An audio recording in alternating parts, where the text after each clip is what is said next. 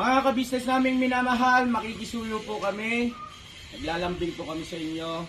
Kung maaari po sana ay pakisuportahan natin Analisa Reality Vlog. Analisa Reality Vlog. Hello po mga kabayan, kamusta kayo? Magandang buhay. Welcome po muli sa aking YouTube channel, Analisa Reality Vlog. Yung reaction ko po ngayon at bibigyan ng sariling opinion, ito po ay si Kagwangbong official. Nagkaroon na po ito ng YouTube channel, kasama siya sa batch ni Kagwang Bugi official at saka si Kagwang Bornok official. Kasi nga po nauna na yung tatlo, sila Intoy, Kagwang Intoy official at saka si Kagwang Buknoy official at saka si Kagwang Bay Papaya official ay nakasahod na po sila sa kanilang YouTube channel. Pero bago ko ituloy, gusto ko pong pasalamatan lahat-lahat yung mga bagong pasok po, yung subscribers sa aking munting kubo. Salamat po sa suporta ninyo. And to my silent viewers, thank you rin ho sa inyong lahat.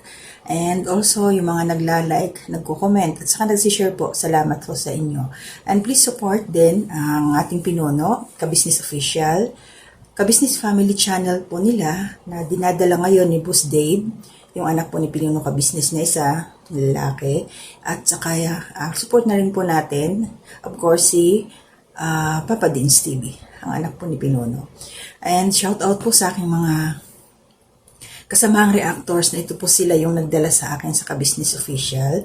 Gusto kong pasalamatan syempre dahil kung hindi sa kanila ay wala rin ho ako dito. Hindi ho ako makakapag-reaction sa Kabisnes Family, kay Papa Dins at saka kay Pinuno Kabisnes. So maraming salamat palagi. Kabayan, Anime Reactors TV, salamat po.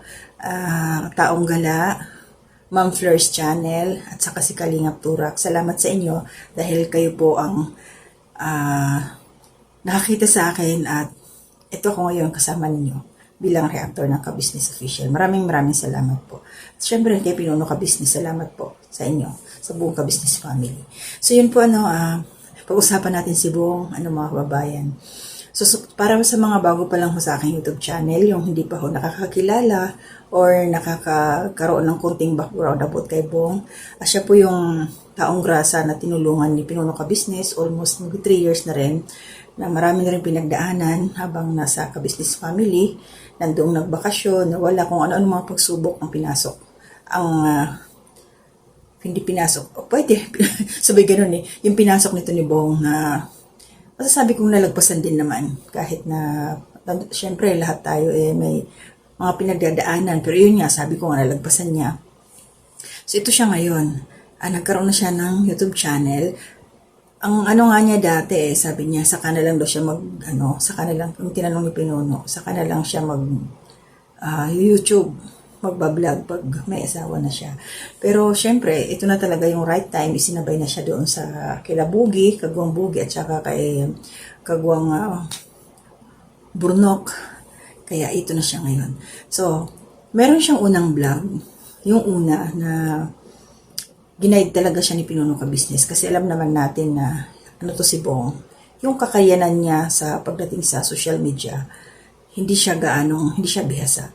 Kasi kung matatandaan po natin ayaw nga niya magkaroon ng cellphone noon. Tagal talaga siya nakumbinsi nila Pinuno, nila yung Kabisnes family. Hanggang sa dumating na yung time na binilhan na siya ni Papa Dins. Kaya unti-unti na siyang natuto. At kaya kung makikita natin, madalas na siyang may hawak na cellphone. Mahilig siyang manood, mga palabas. Hindi siya nakakabasa. So, tinitingnan lang niya siguro yan sa mga pictures. So, ito ngayon na magbablog siya. Hindi rin niya kaya na walang mag-a-assist sa kanya, sa totoo lang. Alam natin yon, tanggapin natin.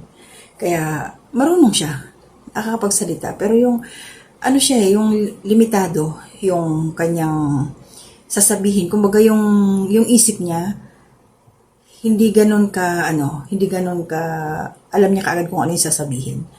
Maliban na lang doon sa ang gusto lang niya talagang mangyari ay makatulong. Tumulong sa kung sino yung nangailangan at kung sino yung gusto niyang tulungan, sasabihin niya, yun talaga yung kanyang tutuparin. Pero Bong, ito yung masasabi ko lang. Siyempre, kailangan mo gusto mong katulong, mag-charity sa ating mga kababayan na nais mong tulungan. Kailangan mong sanayin ang sarili mo sa pagbablog kasi dyan ka kukuha ng may pangtutulong mo. At saka nandiyan naman sila Pinuno Ka-Business Family, lahat sila yung mga kagwangs na aalalay sa'yo. Tutulungan ka nila. Kasi syempre kahit yung pag-edit hindi niya rin kakayanin yan. So nandiyan yung mga editor natin, shout out kay Daryl, kasi Labos Dave, alam natin na hindi nila pababayaan si Bong, diba?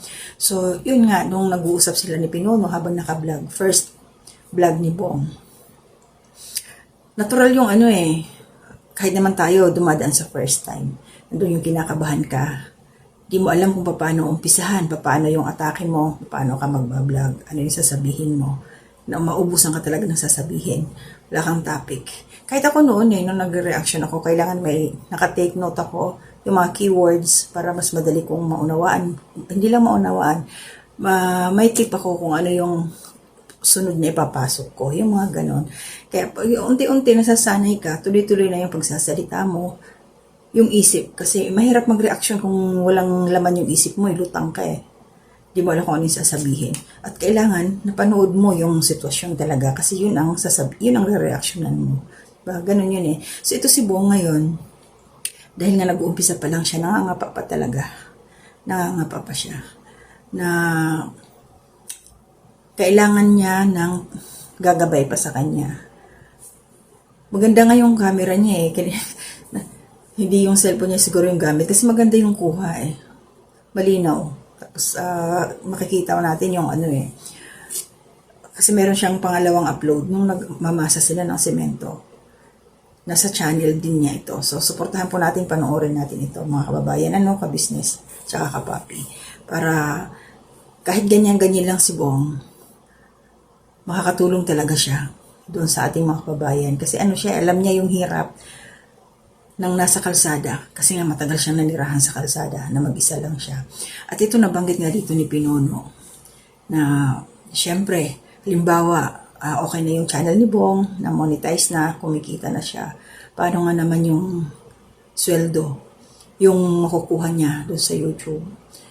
Ano mangyayari? Sino yung hahawak? Siyempre, wala pang pamilya ito si Bong. So, nabanggit nga ni Pinuno na huwag kayong mag-alala, huwag tayong mag-alala dahil naka-record dyan kay Mrs. Ka-Business. At saka tama, nandiyan naman yung YouTube studio na malalaman, makikita kung kung magkano yung papasok, mga ganon. Pero siguro naman wala maghahabol ng ganon kay Bong kasi alam naman natin na nagkaroon si Bong na YouTube channel. Diyan sila Ka-Business talaga yung pamilya na ang pamilya niya, nasa Ka-Business family siya. Diba? So, grabe naman, diba, pag merong manghimasok sa channel ni Bong, diba, na aside from the Ka-Business family. Posible naman yun kung meron, diba? So, yun Bong, practice lang Bong, kasi masasanay ka nga din. Tapos, yung tawag dito, nawala tuloy ako sa isip Yung nangyayari ngayon kay Bong na nandiyan siya nagbablog, mapapractice nga niya yung kanyang sarili at habang lumalayo, tumatagal, mabibihasa din siya. At nakikinikinita ko na maraming babalikan si Bong, yung mga kakilala niya dati na nais pa niyang tulungan. Marami pa yan siya doon sa lugar nila. Sigurado ako dyan na basta kaya niya na, makikita natin kung paano yung action ni Bong. Sabi nga pala doon sa comment section, may mga napanood ako na, Bong, kahit ano yung upload mo, manonood kami, susuporta talaga kami. Kahit ano pa yan. Dahil naiintindihan ka namin, alam namin kung ano yung sitwasyon mo, yung kalagayan mo, yung, ibig sabihin nun, yung limitasyon ng kapag-iisip ni Bong. So, naunawaan natin siya. Kaya maraming sumusuporta sa kay Bong. At tinignan ko ngayon yung kanyang mga subscribers. Maraming salamat po sa inyo. Nasa 6.41k na si Bong. Ngayon, yung kanyang subscribers. Ang bilis, no? Shout out Bong, good luck. Napakaswerte mo. Dahil kahit ganyan nga, yung mga nangyari sa'yo, andyan, balik na tayo sa dati, balik ka na sa dati, na nag-i-improve din. Malaki ang nagtulong talaga nung gamutan. Yung 1 month na gamot na ibinigay ni Doc Vincent, shout out po. Malaki naging improvement ni Bong, kaya yan na siya ngayon. Medyo makulit din, na masayahin na siya, at saka awa na yung katawan niya, hindi katulad nung naalala ko nung huling pinuntahan siya nila, pinuno na parang walang tulog si Bong, ang payat. Pero ngayon balik na yung katawan niya na maganda na, malusog na siya. Tumaba na si Bong ngayon. Basta talaga naalagaan ng sarili at saka umiiwas sa mga bisyo na hindi maganda sa katawan, nagiging malinis uli siya. So yun no, mga kababayan, ka-business at kapapi, supportahan po natin yung mga bagong YouTube channel ng ating mga kasamahan, yung mga kagwangs. Yun nga po, si Kagwang Bugi Official, si Kagwang Burnok Official. May kasunod ako, gagawin ko rin siya ng reaction kasi yung asawa niya hindi makapaniwala si Mercedes. At ito si Bong. So yun po. Maraming salamat sa inyong suporta. So mayroon akong gustong pasalamatan din. Ito po yung mga nakita ko sa comment section. Kaya yung iba ho, mag-comment lang po kayo kahit hi lang para may shoutout ko kayo. Yun po. Maraming salamat kabayan. Kabayan no si Pascual, thank you sa patuloy na suporta. Kabayan Jessie Lucas, good morning, thank you rin. Ate Marilyn, good morning din po. And Ate Ninette, salamat din sa suporta. And Ma'am Marilyn Cabanilla, thank you rin po sa patuloy na suporta. Lagi po kayong nariyan. And shout out po, please support kay Sir Wakiwak TV, yung best friend po ni Pinono Ka Business. Yun po. At ang ating mga kaibigan dyan sa Cebu, paano ba mag-Cebuano? Nakalimutan ko na. Basta, magandang umaga sa inyo lahat, mga Cebuano. Then, yung mga katulad ko mga waray mo pa nga agahay yung tanan, dida, summer and late. Pag nakita ninyo yung akong video, please support. Please subscribe na rin po. At yung mga nabanggit ko, mga kasamahan ko. At saka nasa screen din po nito ang channel po nila, Ka-Business Official, Papa Dins, at saka ni ng Ka-Business Family. So, yun po. Nagkakandabulbul na ako, grabe. So, yun na, no? Maraming salamat. Sa susunod po na aking mga reaksyon. At ingat kayo dyan, yung aking pinsan, Walls Tradition, at saka yung pamilya. Ingat ka. Ingat kayong lahat. At saka yung aking mga anak. Mga anak, mag-iingat din kayo at pag-ulan na.